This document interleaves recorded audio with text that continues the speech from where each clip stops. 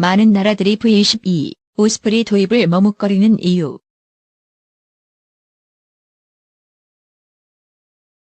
V-22 오스프리 수직 이착륙기는 미국 보잉사와 벨사가 개발한 차세대 틸트로터 수송기로 여기서 오스프리라는 애칭은 매목 수릿과 조류 오스프리에서 따온 말입니다.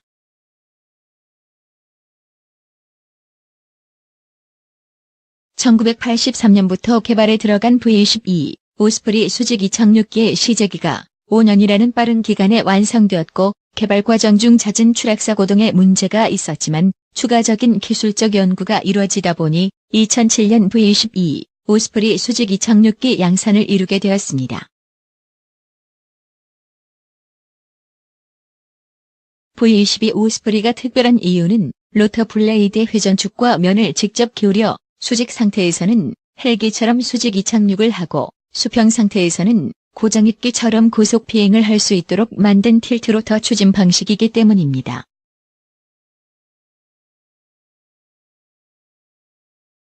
사실 헬기의 고속 비행은 기술적으로 어려움이 많지만 V-22 오스프리는 고정익기처럼 비행하게 되면 순항 속도와 최고 속도 모두 일반 헬기에 비해 월등히 빠릅니다.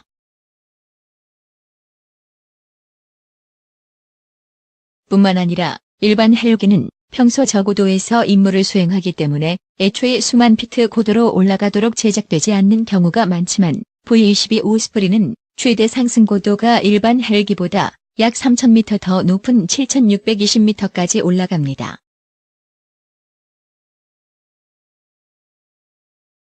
또한 일반 헬기보다 소음이 적어 은밀성이 요구되는 군사작전에 운용되는 경우도 많습니다.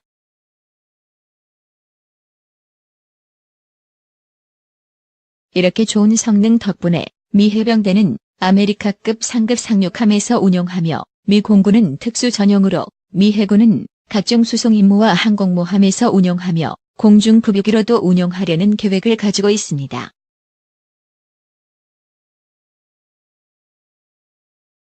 그리고 이미 FA-18과 공중급유 실험에 성공하였습니다.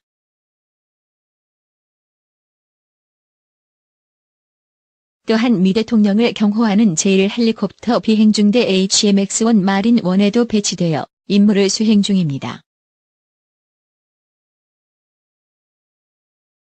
그리고 V-22 오스프리는 2007년에 10여 대가 이라크에 배치되어 처음으로 실전에 투입되었으며 이라크와 아프가니스탄에서 18만 시간 비행을 통해 신뢰성까지 입증하였습니다.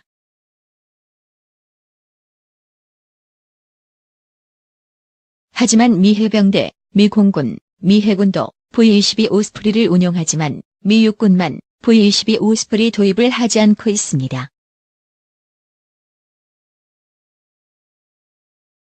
미 육군은 1980년대 AH-64 아파치 헬기 도입 이후 30여 년간 새 모델을 구입하지 않았고 있는 상황이지만 V-22 오스프리는 다른 헬기에 비해 부족한 탑재량과 미 육군 특성상 운영하기 어렵다고 판단하고 2030년 도입을 목표로 차세대 스텔스 헬기 개발에 나서고 있으니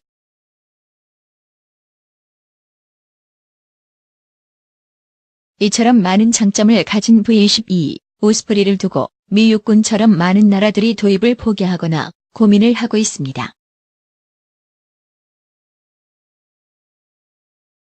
미국이 매년 막대한 비용의 재정 지원을 해주고 있는 동맹국 이스라엘은 예전부터 V-22 오스프리를 각종 침투 및 특수작전에 사용하기 위한 목적으로 2013년 세계 최초로 V-22 오스프리를 도입하나 싶었지만 2017년에 V-22 오스프리가 CH-53을 대체할 수 없다는 결정을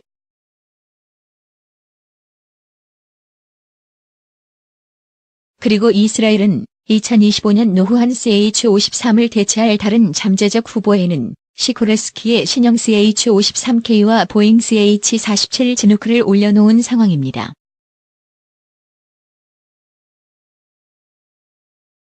(1940년대부터) 미국과 특별한 관계를 유지하고 있는 영국은 영국 해군은 SH-3 시킹 헬기 기반의 조기 경보 헬기를 대체하기 위해 V-22 오스프리 도입을 진지하게 고민했지만 영국 국방비가 대규모로 삭감되고 영국군 전체가 감축하게 되면서 도입을 포기하였습니다.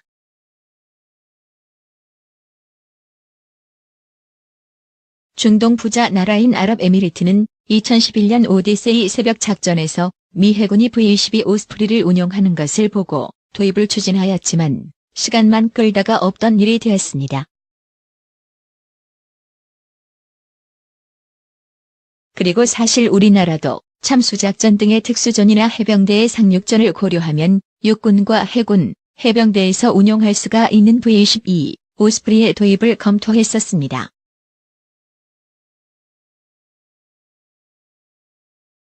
그리고 독도함과 마라도함에서 V-22 오스프리를 운용하는 모습을 볼 수 있을 것 같았습니다.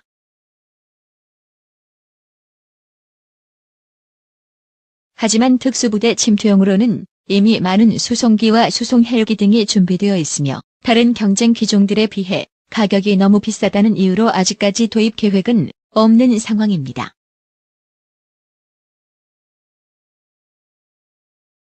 (2015) 한미연합 상륙훈련에 참가한 미 해병대 소속 V-22 오스프리가 독도함 비행갑판에 이착함 훈련하는 실시하기도 했었지만 독도함 경납고의 높이는 5.5m로 HU-13 계열 헬기나 V-22 계열 틸트로터기의 내부 탑재는 불가능합니다.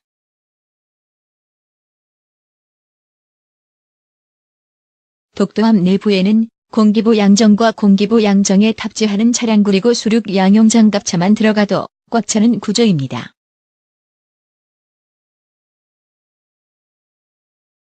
이외에도 사우디아라비아, 카타르, 이탈리아, 노르웨이, 브라질, 콜롬비아, 싱가포르, 오스트레일리아 등 많은 나라들이 V-22 오스프리의 많은 장점 뒤에 가려진 치명적인 단점 때문에 도입을 포기하거나 고민하고 있는 상황입니다. 하지만 용감하게 V-22 오스프리를 외국군으로서 최초로 도입한 나라가 있으니 바로 일본입니다.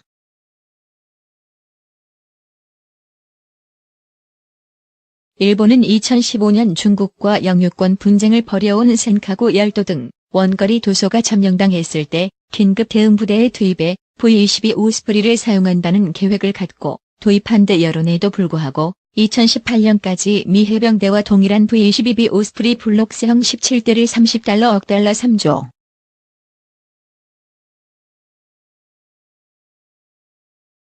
그리고 작년 1호기가 비행시험을 시작하였습니다.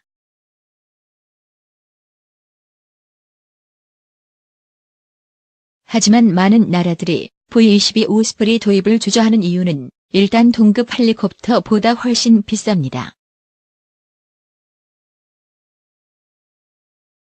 일본은 V-22 오스프리 구매를 위해 돌려진 예산 덕분에 육상자위대 공격 헬기 AH-1S의 퇴역이 진행 중이지만 2025년까지 공격 헬기 도입 예산이 한 푼도 없는 상황입니다.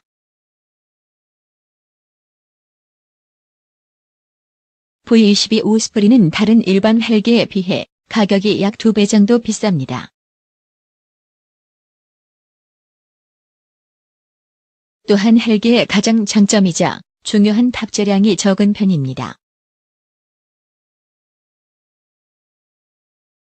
CH-47은 3,750마력 엔진 2대를 탑재하였지만 적재량 12,700kg을 자랑하지만 V-22 오스프리는 6,150마력 엔진을 2대 탑재했음에도 불구하고 적재량 9,070kg에 불과합니다.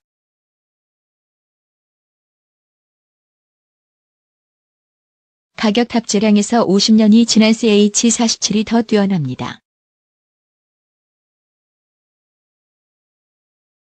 덕분에 CH-47 헬기는 현재까지 1,100여 대가 생산되어 미국과 우리나라를 포함해 16개국에서 아직도 운용하고 있습니다. V-22 오스프리는 지난 2007년부터 본격적인 양산이 시작되었지만 잇따른 추락 사고로 과부제족이라고 불리고 있으며 2012년 일본 오키나와 후텐마미 해병대 기지에 V-22 오스프리가 배치되었을 때는 추락 위험성이 제기되어 지역 주민들이 강하게 반발하기도 했습니다.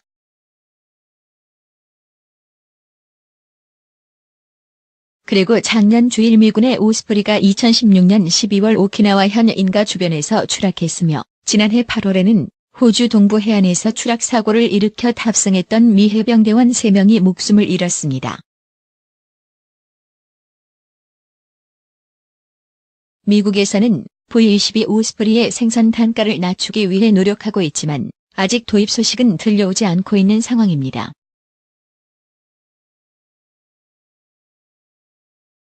미 해군과 미 해병대의 요구로 보잉과 벨사가 개발한 차세대 틸트로터 수송기. 미군이 수송 헬리콥터의 느린 속도와 수송기의 착륙 제한성에 한계를 느끼고 개발하기 시작하였다.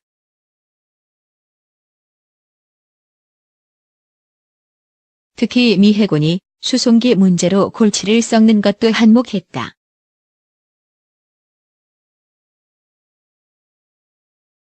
항공모함에서 운용할 수 있는 고정익 함재 수송기는 예전에도 이미 C2 그레이하운드가 있긴 했지만 C2는 평범한 고정익기였던 탓에 수직 이착륙이나 호버링 같은 건 할 수 없어서 항공모함에서의 운용에는 한계가 있었고 또 항공모함보다 체급이 작은 상륙함에선 당연히 운용할 결정적으로 1980년 미군의 주주 이란 대사관 인질 구출 작전이 CH-53 헬리콥터와 C-130 수송기 간의 충돌로 8명의 전사자를 남기는 대참사로 끝나자 필요성이 크게 부각되어 공식적인 개발의 탄력을 받게 된다.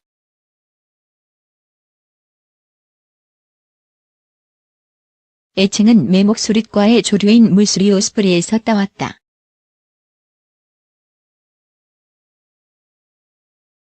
(1930년대부터) 틸트로터 기체에 대한 본격적인 개발이 시작되어 예전부터 수송기와 수송 헬기의 임무를 동시에 수행할 수 있다는 장점으로 인해 자주 주목받았으나 당시 첫 틸트로터 기인 XV3의 성능 미달과 기술적인 문제 등으로 인해 오랜 기간 사장된다.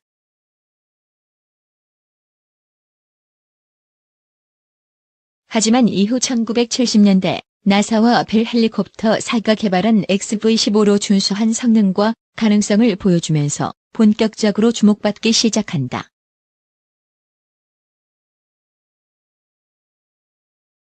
하지만 양산형 기체의 개발은 계속 지지부진한 상태였으나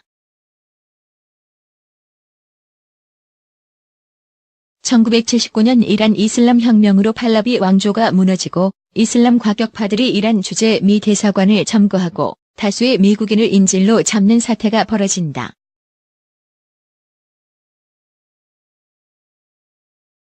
미군은 인질 구출 작전을 시도했지만 헬리콥터의 성능 부족과 운영 미숙으로 처참하게 실패한다.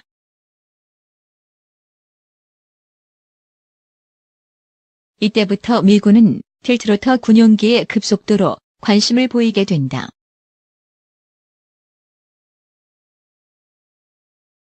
바로 다음해인 1981년 미군은 JVX4 계획을 시작하고 1983년 벨과 보잉의 합작으로 본격적인 개발에 돌입한다.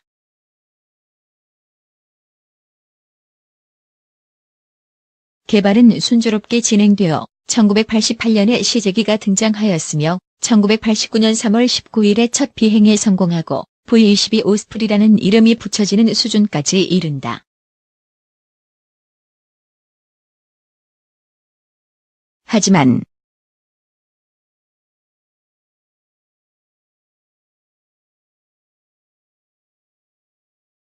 시제기까지 개발은 어느 정도 빠르게 이루어졌으나 그 뒤 양산 및 배치까지의 과정이 사실상 듀크 뉴캠 포에버를 연상하게 했다. 1989년 2월 부시 행정부가 개발에 소요되는 엄청난 예산으로 인해 V-22의 개발을 전격 취소.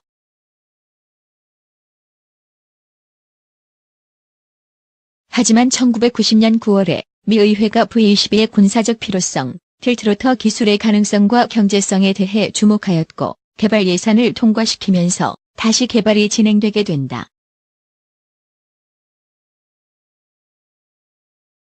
하지만 개발이 진행되면서도 개발 과정 중에 잦은 추락사고가 발생하는 치명적인 문제가 생겼고 덕분에 한동안은 과부제족이라 불렸을 정도가 되었다. 이를 해결하기 위해 많은 추가적인 기술적 연구가 이루어졌고 그 때문에 V-22의 개발 기간은 더욱 더 길어졌다.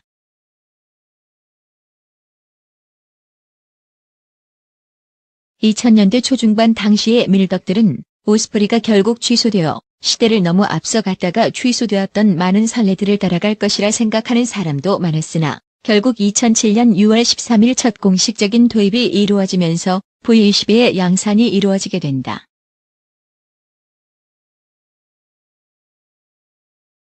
특징